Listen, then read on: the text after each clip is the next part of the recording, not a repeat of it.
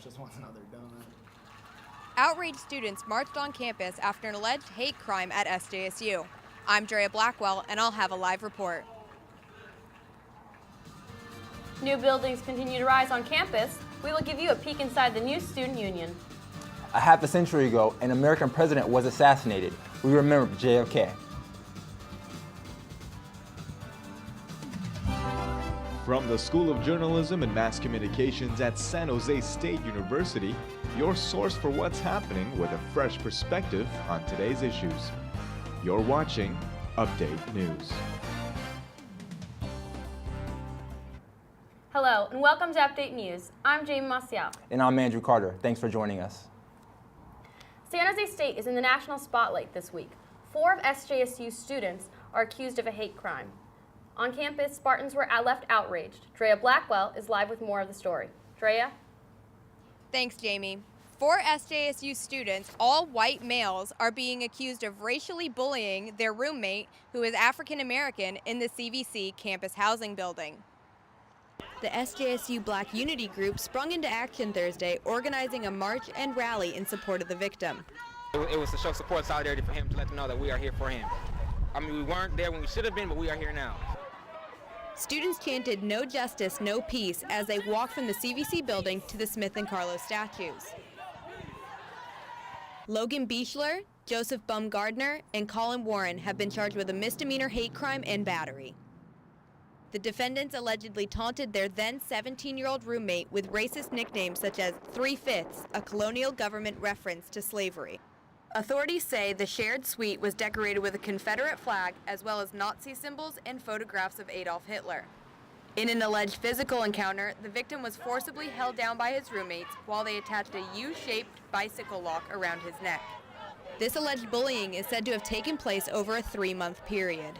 I can't believe that it took them so long to actually put a stop to this. Like, Nazi symbols really makes no sense. Something had to, we had to let SJSU administration know ASAP that something had to be done. This is not acceptable for our campus. It's not. It's too diverse for this. Students, faculty, and community members gathered to speak at the Smith and Carlos statues and voice their concerns. Because you know about those hesitation checks. If you live on campus, you know they can just walk up in your room and be like, baby, let me see what this is. Where were you when you saw that swastika hanging up on the wall? Where were you when you saw that hanging up on the wall? Many students were surprised that an event like this might take place at SJSU. I thought that was something that we really got past, but it's actually something that's still currently happening and on a really diverse campus. The defendants are not yet scheduled for arraignment. If convicted, the young men could face up to 1 year in county jail. According to KTVU, a 4th student, Michael Blanchard, is being charged in connection to the alleged hate crime. Update News reporter Franco Valencia has more on how this story developed and what the university plans to do next. University officials have stated that the alleged victim is still living on campus. As for the accused, 2 of the students were immediately relocated in mid-October after parents of the victim reported seeing racially insensitive decorations such as the Confederate flag and a swastika symbol to the housing officials. Responded. The housing staff actually were the first to be notified of the activities in the housing unit. They responded immediately. University Police Department responded the very next day, and within a day of that, 2 of the students in that unit were moved and relocated to other housing units on campus. And just last Thursday, the 3rd offender was removed from the suite. According to the Santa Clara District Attorney, the alleged bullying took place between the months of August and October.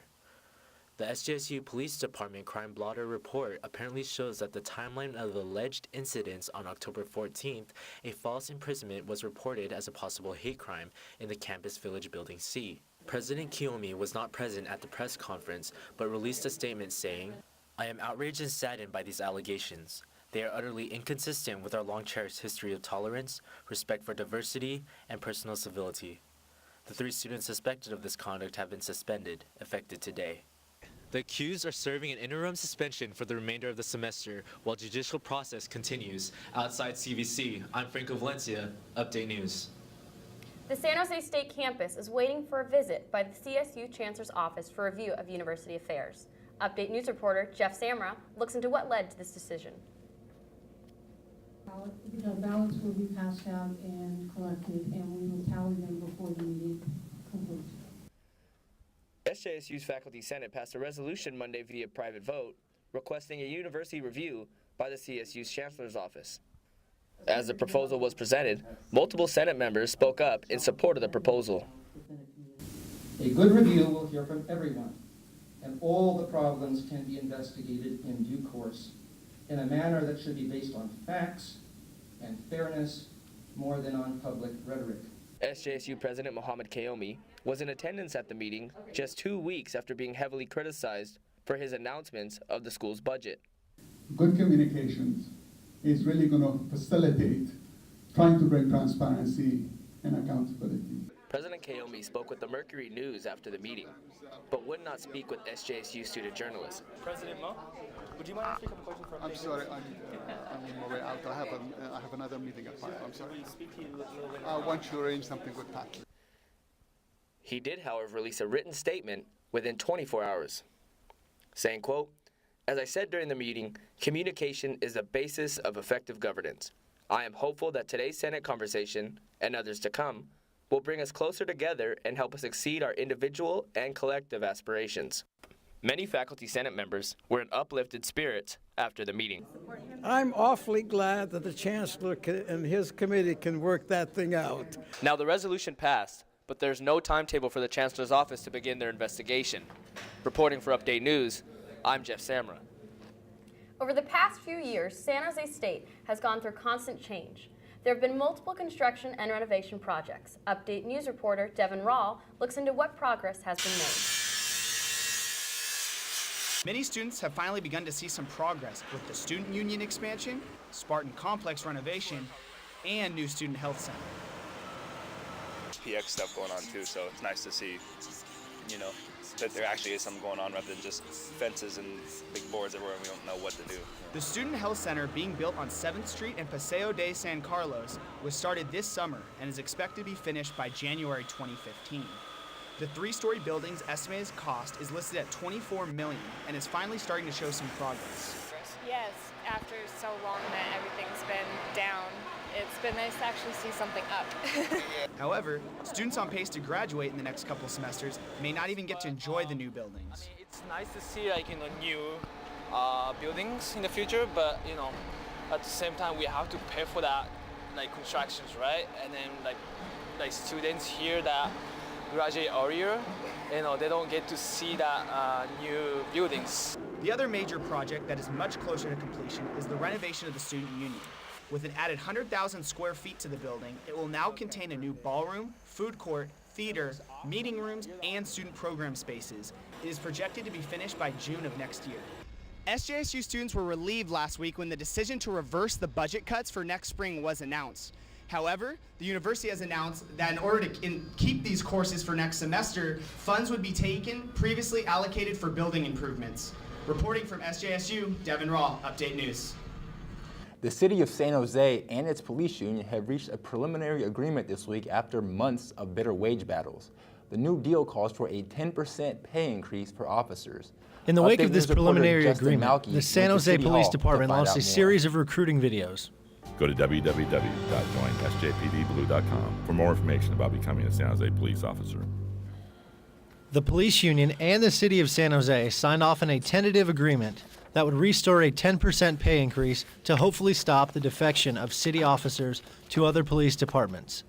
This coming after the department lost hundreds of officers in an ongoing fight with the city over wages and benefits. Hopefully that will slow down the people that are leaving. We'd like to keep those officers. We want to get back to full staffing, and then we want to grow the force by an additional 200 officers after that. According to sources, the city council approved the deal, but the council would still have to finalize talks in a public meeting if police officers are in favor. The tentative agreement came after months of bitter dispute, but the city says it can only pay that back in installments over the next 3 years.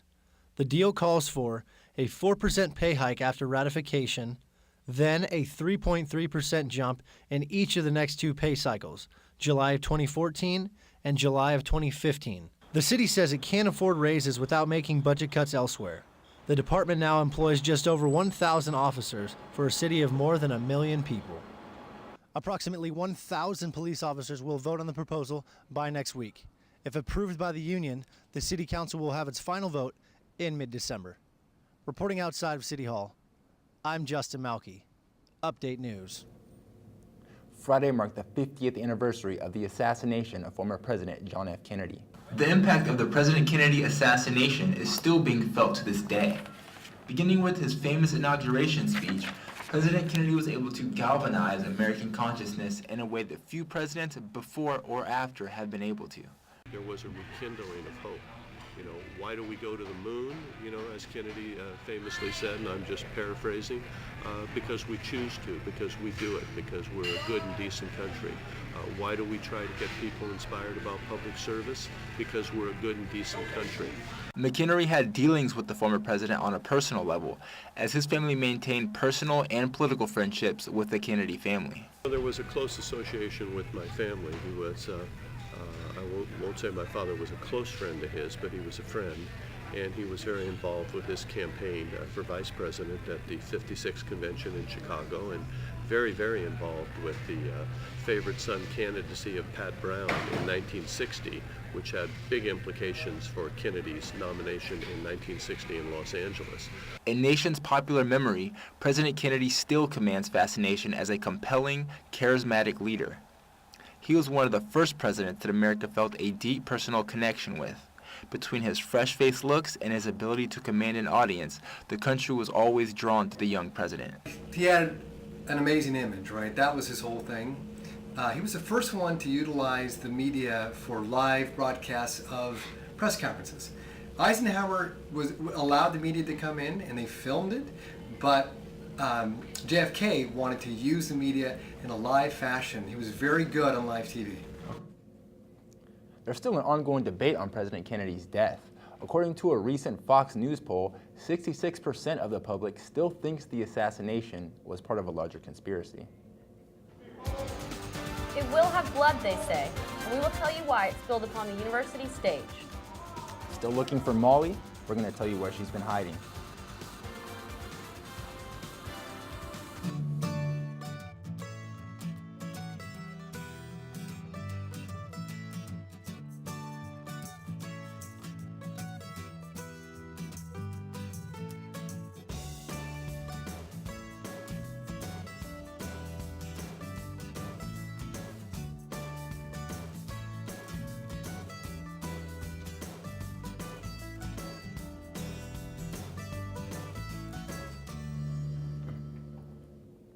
Facial hair is being grown all over SJSU. An Upbeat News reporter, Tyler Huffman, tells us how some are finding answers to men's health right under their noses. This is actually my first official shave-off year. Health science professor Frank Strona grew a mustache this month to help raise awareness for men's health. For the past 3 years, he has worked with Movember. Movember started in 2003 in Melbourne, Australia, and its influence has grown worldwide since. Men are asked to grow mustaches to support the movement. I'm looking at there's a larger perspective or world perspective, so to speak, on men's health, not just about communicable diseases, about other things as we age, and testicular cancer and prostate cancer, as well as mental health, became more prevalent. Strona and his group of 11 have raised over $23,000 so far this month for men's health. And the campaign is also impacting his students, like health science senior Mark Chopik. I think it definitely is getting the wheels turning for people thinking about men's health issues more often, because you can go to his team's webpage and actually look at how many people are following him, how many people are donating, and it shows that there is a really strong movement behind it. Movember was started to get men to think about men's health at a younger age, but others are using its quirkiness to promote other health campaigns. Brad Smith, service pastor at San Jose Christian Reformed Church, wears one of the best stashes in town and uses Movember to gain awareness for AIDS. Our denominational justice and mercy wing that does work around the world is called World Renew, and they do work with AIDS work in particularly sub-Saharan Africa. People hit by the effects of AIDS, communities, both preventative and then after the fact. So I married the two together. Smith is selling Movember t-shirts for his AIDS campaign that can be purchased at sjcrc.org/Movember. Movember's impact on health is being seen across San Jose, and Strona says students are already impacted. And I think this is the time for students, as they become more mature in their academics, to understand awareness from a broader lens. They have uncles, they have fathers, they have older brothers. So the question is, it may not be about you yet, but it's about what can you bring as a voice, as a mobilizing force to the people in your lives. To donate to Strona's page, visit Movember.com and search Frank Strona. Reporting from San Jose State University, Tyler Huffman, Update News. SJSU students will be receiving a much-needed break before finals this upcoming week as Thanksgiving approaches. Thanksgiving, a tradition celebrated with turkey, ham, stuffing, and enough side dishes to fill SJSU bellies with delight. Some students are excited to take a break from class to spend time with family. This year my family is going to be in Arizona with my brother who's in medical school, so I get to spend this Thanksgiving with my in-laws. Others are excited about another tradition that accompanies Thanksgiving, Black Friday. A tradition created by retail giants such as Best Buy and Walmart, promising the best deals, have people leaving the dinner table in hopes of getting a bargain.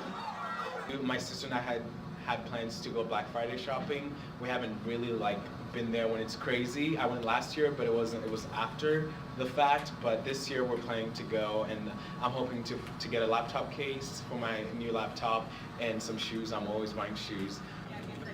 Junior civil engineer major Bailey Ramirez worked during last year's Black Friday and disliked the experience. I worked at Victoria's Secret and American Eagle at Valley Fair. I worked from 10 at night on Thanksgiving till 5:30 in the morning at Victoria's Secret. It was not fun. There was mean people. It's kind of funny because you're giving thanks on Thanksgiving and then you have Black Friday shoppers and they're really greedy and not being thankful for what they have. Some people don't head to the stores on Black Friday. Instead, they go online for Cyber Monday. Now we turn to arts and entertainment. Reporter Christian Carrasco. Christian? Thanks, Jamie. Let's get started. Santana Row celebrated its annual tree lighting ceremony on Tuesday. 3, 2, 1! Spreading the holiday cheer early, Santana Row holds the annual tree lighting ceremony with entertainment, food, and costume characters for all ages to enjoy. Local theater groups, schools, and special guests performed on stage before the tree lighting countdown began. What I saw here would be the dance production along with the ballet. That was pretty spectacular. I really liked the atmosphere. A lot of people were really into it. There's people of all ages. So it's a really nice family setting. This was the 11th anniversary of the tree lighting event.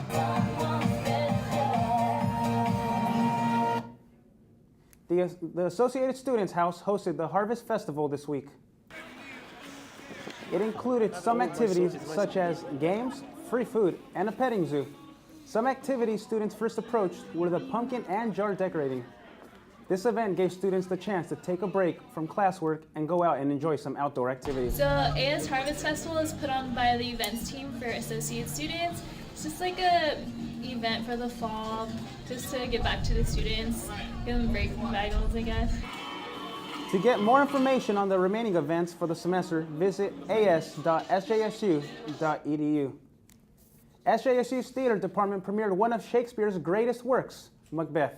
Update News reporter Ashley Belayo has more. You can't say it aloud in a theater. There are legends before that led to this long-lived superstition. The curse is real. Do not say the name of the Scottish play. You can call it Macbeastie, Macbizzle, Mackers, the Scottish play. William Shakespeare's production of Macbeth made its debut in San Jose State's University Theater last Friday night. The main character, Macbeth, makes critical decisions and experiences the consequences when evil steps in to fulfill the ambition of wanting power. Guilt and paranoia turns out to be Macbeth's own demise. The hard part of getting ready for a character such as Macbeth is dealing with it as a whole, I guess. It's really difficult.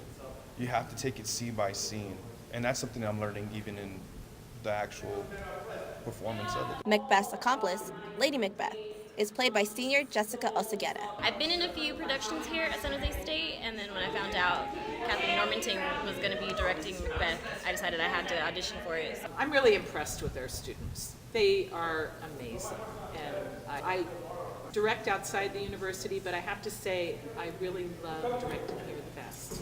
You know, I've worked with professional actors, wonderful actors, but I love our students so much, and I would choose to work here rather than anywhere else. Audience members praise the show on opening night.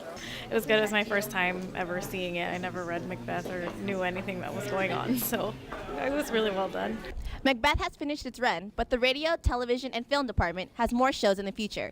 Go to www.sjsu.edu/RTVF to find out more. I'm Ashley Belayo, Update News. The era of video stores is coming to an end. 2 of San Jose's Blockbuster video stores have closed their doors for good. Blockbuster is located in downtown San Jose, and Alum Rock Avenue on the east side will no longer offer the newest DVD releases.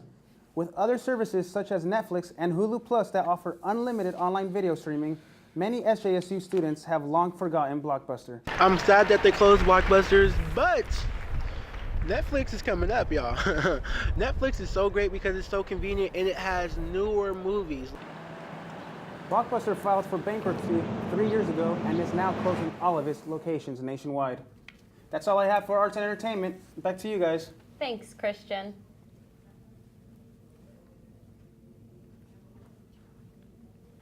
Have you been hearing about Molly? Update News reporters have a special report on Molly as well as the rave scene.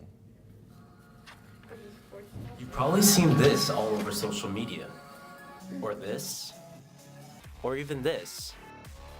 Whether you've witnessed it from another source or have been to one yourself, raves are sweeping the nation. Raves are cool, I like them, but I mean, I had to be into it to actually do it. These large parties featuring performances by live disc jockeys playing electronic dance music or EDM keeps many San Jose State students coming back for more. It's kind of like world peace in a way, because everyone is just like together, and everyone's like really friendly, and everyone's enjoying the music. And EDM and rave in general is just like a social pastime that everyone enjoys. And I feel like, with that being said, raves is going to be popular for a good amount of years. The demand for raves are popping up all over the Bay Area. Annual events such as Beyond Wonderland and Live 105 Spook Fest are crowd favorites. I feel like it's a popular trend, you know, because it's kind of like how one person likes doing this, everyone's like, oh, this is pretty cool, so they start doing it too. And then they get addicted, or like they enjoy it so much that they would do it again. Other students agree. I can see why people would like it, because it's really easy to get stupid to some EDM. It's pretty entertaining to watch, actually. But I have lots of friends who are into it, and they are on the whole like light show thingy and stuff. With so much attention to electronic dance music, SJSU is home to potential DJs. It's a culture that's sort of new to a lot of people, so a lot of people don't understand that when you're at a rave or when you're a DJ, like there's a connection between the music and the audience and I guess the DJ. Within the past few years, raves have been seen as a negative image. Recently, ABC has reported 2 deaths due to deadly drug use. Police say 23-year-old Jeffrey Russ and 20-year-old Olivia Rotondo died after taking a drug known as Molly. Molly, short for molecule, is supposedly the purest form of MDMA. MDMA is the main ingredient of ecstasy, a common drug used during raves.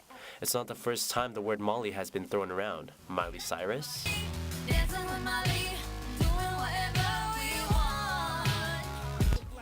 And Kanye West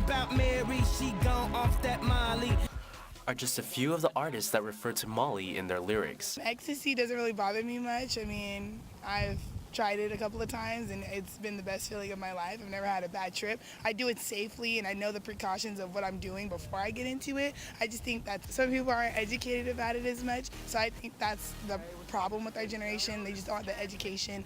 They don't know how to take precautions about it. San Jose State Councilor Wigsy Silverstein says at firsthand she has seen the effects of ecstasy on students. Frequently episodes, I've seen some students that have come in after having been under rave and gotten some ecstasy where they're still a little bit off the mark the next day, and that they kind of slump into a very deep depression, which is not an uncommon end result of ecstasy, is it just kind of crashes you, which can be very dangerous for the individual themselves. Not all ravers are fans of using ecstasy. I don't feel like I need to do drugs when I'm there, and other people, they think that that's what a rave is all about, is just taking ecstasy or taking Molly and being so messed up they don't remember. And for me, it's about remembering the music, and I think culture and society is gravitating towards the drug aspect of it more than it has been in the past. Bonin participates in every aspect except drug use. I personally am against it. I don't do any type of drugs, so it's just not the person I am. But I don't try and make people feel uncomfortable if they choose to partake in those activities. The risks of drug use are available online. Interested viewers can log on to websites such as www.drugpolicy.org to learn more about the effects of certain drugs. I'm Franco Valencia, Update News. And a record night for one Spartan lady basketball player. We're going to tell you what she accomplished. And can the SJSU football team still go bowling?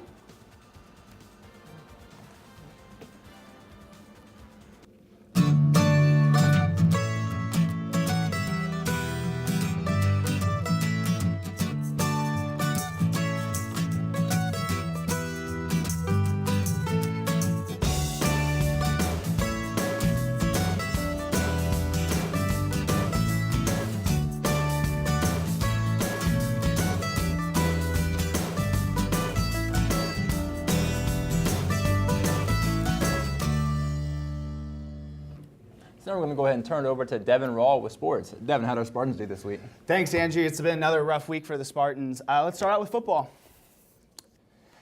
After starting the season with a 4-game win streak, SJSU's football team now faces an all-time low after dropping 2 straight games. The Spartans must win on Friday against Navy to become bowl eligible after SJSU suffered a tough loss on the road against Nevada last week. Navy is not an easy matchup at 6-4. The midshipmen run a triple option that is no easy task for any defense to defend. Coach Ron Carragher is optimistic that the Spartans will bounce back. And our players understand that it's important. We need to continue to grow as a football team. We need to bring along our young guys. We need to continue to develop depth.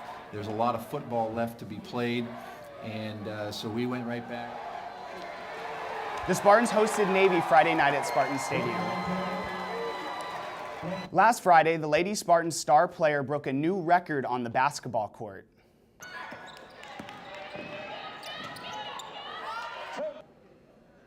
Ladies and gentlemen, the new member of the Spartan 1,000-point club, Tareya Cunningham. Tareya Cunningham wrote her name in Lady Spartan history last week when the junior guard earned her 1,000th career point. In just 63 games, Cunningham is the second fastest Lady Spartan to reach this mark. Her 1,000th point came the Spartans' losing effort against the UC Riverside Highlanders. Cunningham was named the Mountain West Player of the Week and is the conference 3rd leading scorer, averaging 22.7 points a game. And finally, the Friday Five. First at number 5, we have Clark MacArthur taking a page from Sharks rookie Tomasz Hertel with a pass for Kyle Turris with the goal. Here it is, folks. At number 4, we travel to Southern California, where Xavier Henry takes flight. He absolutely posterizes 7-foot rookie Jeff Withey. Jeff, get out of the way, big fella. With number 17, Central Florida, in a dogfight against Temple, junior J.J. Wharton lays out in the back of the end zone with the circus one-handed diving grab.